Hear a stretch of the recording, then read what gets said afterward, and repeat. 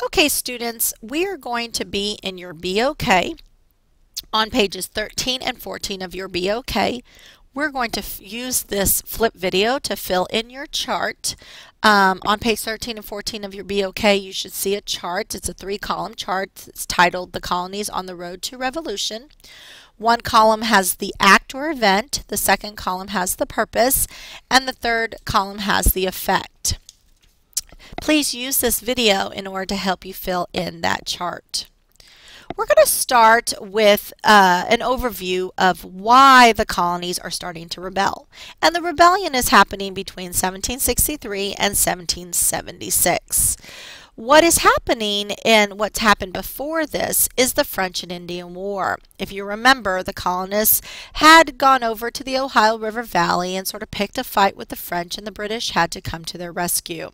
The British eventually won the French and Indian War, but wars cost money. And so what the British found was that their treasury was pretty empty. They had already been taxing the English subjects living in England very heavily. They believed that they needed to start taxing the colonists a bit more. The only problem is the colonists were used to taxing themselves through their colonial assembly. So when the British start taxing the colonists and enforcing the navigation acts, the colonists really do get upset. So it's this idea of tighter British control. The other thing the British want to do is pretty much stop the colonists from moving westward and causing these skirmishes and these fights with the Indian population. So in order to stop the westward movement of the colonists, the British Parliament and the King issued what we call the Proclamation Line of 1763. And what the purpose of that line was to stop westward expansion. So, in other words, no colonial settlement west of the Appalachian Mountains. The effect of the Proclamation Line of 1763 is that more British soldiers had to come to the colonies to enforce these laws. Most colonists did not obey the Proclamation Line of 1763 and moved westward only. But they really hated the idea of having to house or quarter the soldiers. The Quartering Act of 1766 was also issued.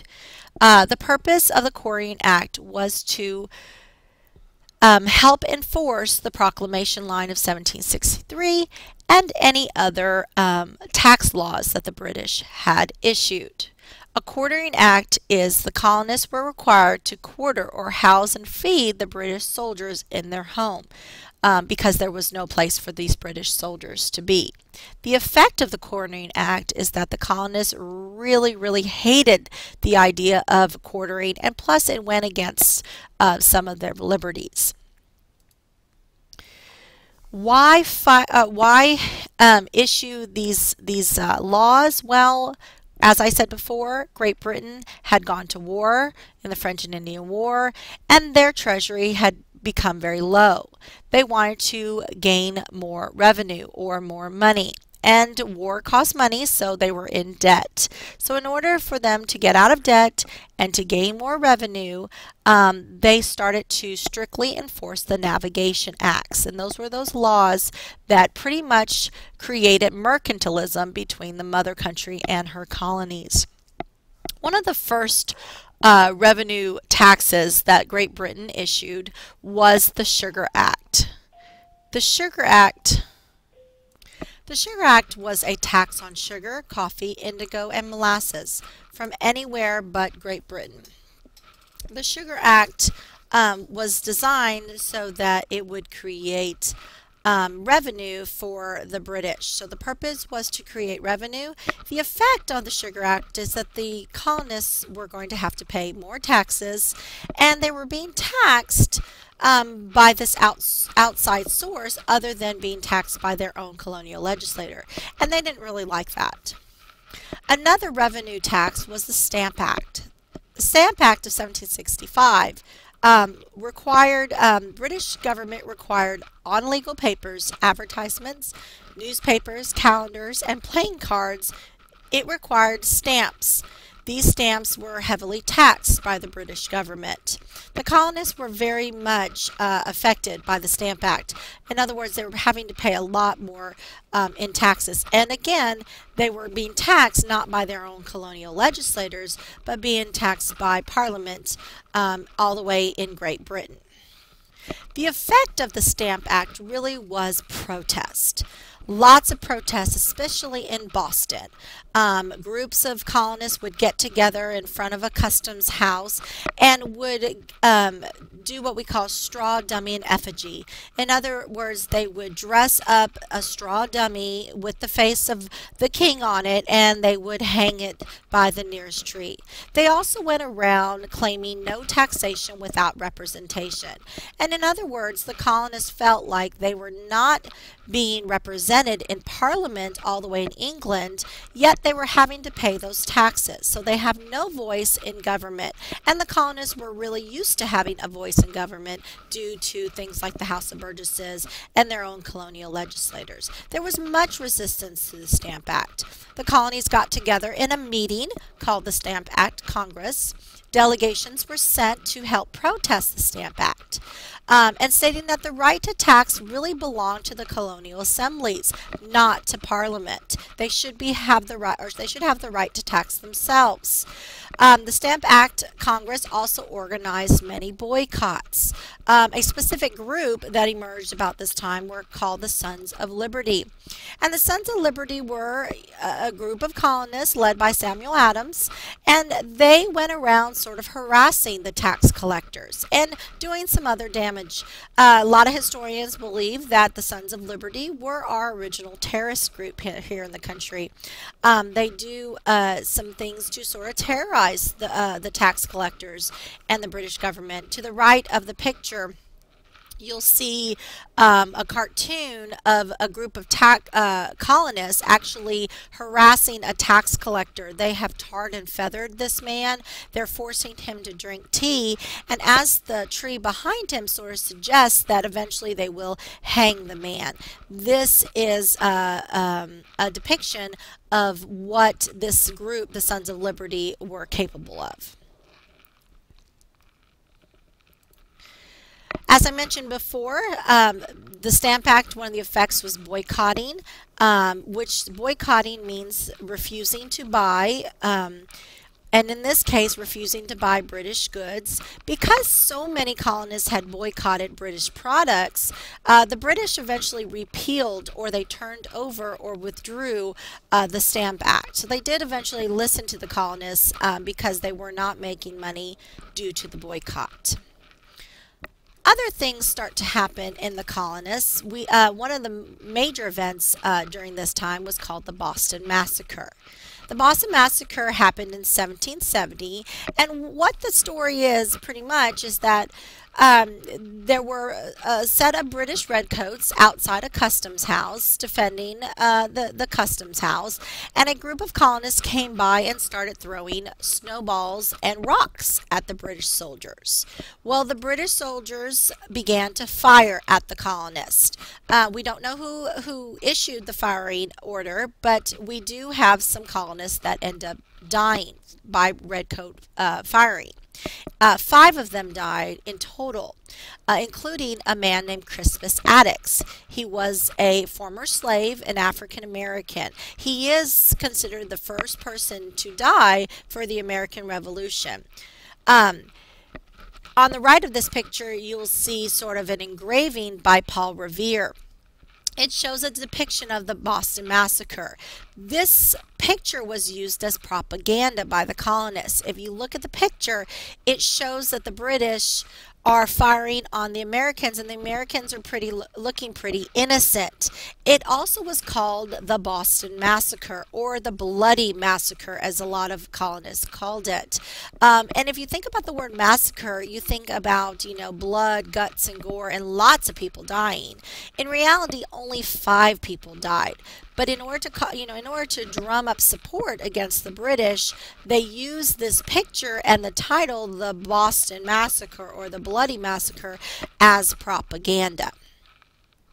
Other laws that were passed by the British to help with raising revenue were the Townshend Act of 1767. These were taxes or duties on glass, paper, paint, lead, and tea.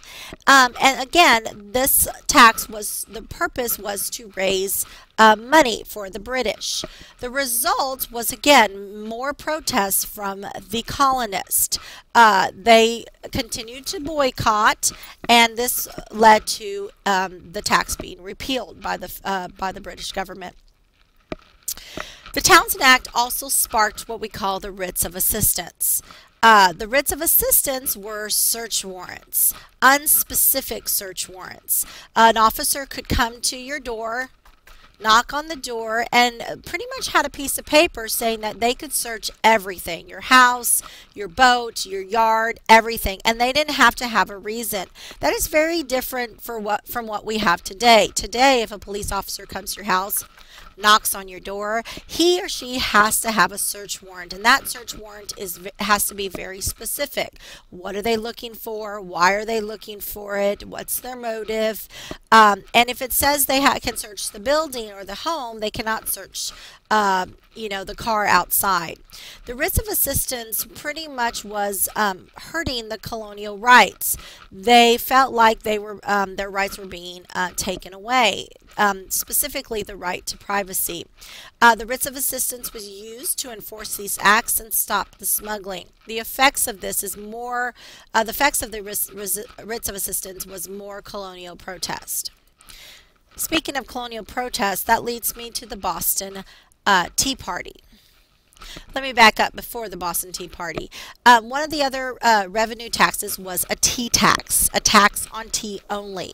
Parliament repealed the Townshend Act, except the tax on tea remained. And what the tea tax was creating a monopoly for the British. It taxed all other tea except the British tea. And that tea actually came from the East India Company tea. During this tax, the Committees of Correspondence was formed by Samuel Adams, and this was a group of colonists that actually wrote letters from town to town, trying to spread the word of all these horrible taxes that were being implemented by the British. The result of the tea tax was the Boston Tea Party. The Sons of Liberty, dressed up as Indians, Mohawk Indians, in the middle of the night, entered some tea ships, and they dumped 342 chests of British East India Company tea into the Boston Harbor. This really was an act of violence. And this really made the British very upset. The result of the Boston Tea Party really was that more soldiers were sent to the colonists. 1,000 redcoats arrived in order to keep order, and of course a stricter quartering act. The redcoats had to have somewhere to live, so the colonists would have to put them up in their homes. Along with the Quartering Act, the British also passed what the colonists called the Intolerable Acts, or the Coercive Acts, in 1774. To punish the colonists for their Tea Party, the King and Parliament passed the Intolerable Acts. The Intolerable Acts had 4 parts. Number 1, it closed Boston Harbor, no more trading. Number 2, the Royal Governor of Massachusetts was given more power, and it took away self-government. Number 3, more British troops were quartered in private homes. And number 4, British officials accused of crimes actually stood trial in Great Britain, unlike standing trial in the colonies where the crime happened. In reaction to the Intolerable Acts, or the results of the Intolerable Acts, was that the colonists came together one more time to come to a meeting. This meeting was called the First Continental Congress in 1774. And at this meeting, they decided a couple things. The colonists would not obey the Intolerable Acts, first of all, and they were going to organize an embargo. And an embargo is a ban on all trade against the British and British soldiers. The colonists began training troops. and soldiers. Guys, we start to see an organization coming together, a uniting of the colonists through the Stamp Act Congress and the First Continental Congress. All right, I hope that I've helped you with a couple of your information on your charts. If you to fill out the rest of your chart, please search the internet or look in the rest of the BOK. Thanks.